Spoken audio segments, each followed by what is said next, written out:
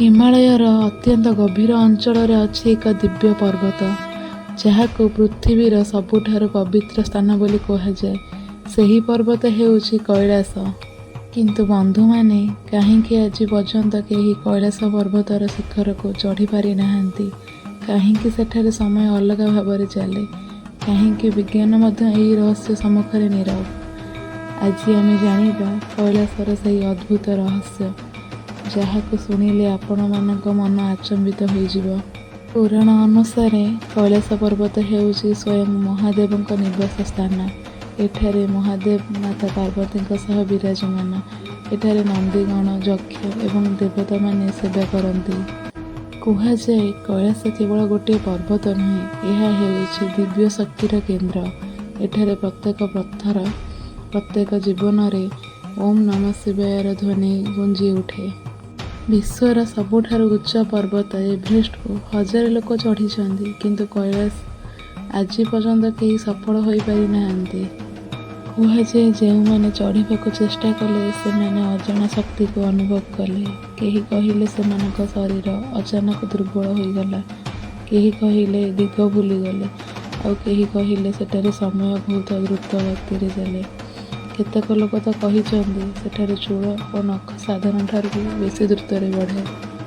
ପୁରାଣରେ ଏକ ଅତ୍ୟନ୍ତ ଆଶ୍ଚର୍ଯ୍ୟଜନକ କାହାଣୀ ମିଳେ। ଲଙ୍କାର ରାଜା ରାବଣ ମହାଦେବଙ୍କ ବଡ଼ ଭକ୍ତ ଥିଲେ। ଏକ ଦିନ ତାଙ୍କ ମନରେ ଅହଙ୍କାର ଆସିଲା। ସେ ଭାବିଲେ, ମୁଁ ସମ୍ପୂର୍ଣ୍ଣ କୈଳାସ ପର୍ବତକୁ ଉଠାଇ ଦେବି। ରାବଣ ନିଜର ଶକ୍ତିରେ କୈଳାସକୁ ଉଠାଇବାକୁ ଚେଷ୍ଟା କଲେ। ସେତେବେଳେ ମହାଦେବ କେବଳ ନିଜର ପାଦର ଆଙ୍ଗୁଠିକୁ ଦବାଇଲେ, ଆଉ ସମ୍ପୂର୍ଣ୍ଣ କୈଳାସର ଭାର ରାବଣଙ୍କ ଉପରେ ପଡ଼ିଗଲା। ରାବଣ ଯନ୍ତ୍ରଣାରେ ଚିତ୍କାର କଲେ ଏବଂ ହଜାର ବର୍ଷ ପର୍ଯ୍ୟନ୍ତ ଶିବ ତାଣ୍ଡବ ସ୍ତୋତ୍ର ଗାଇଲେ। ତାପରେ ମହାଦେବ ପ୍ରସନ୍ନ ହୋଇ ତାଙ୍କୁ ମୁକ୍ତ କଲେ। ବନ୍ଧୁମାନେ, ଆଉ ଗୋଟିଏ ଅଦ୍ଭୁତ କଥା ହେଉଛି ପୃଥିବୀର 4ଟି ବଡ଼ ନଦୀର ଉତ୍ସ କୈଳାସ ନିକଟରୁ ମନାଯାଏ।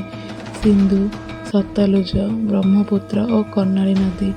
ଏହି 4 ଦିଗକୁ ବହୁଥିବା ନଦୀମାନଙ୍କୁ ଦେଖି ମନେ ହୁଏ ଯେପରି କୈଳାସ ପୃଥିବୀର କେନ୍ଦ୍ର।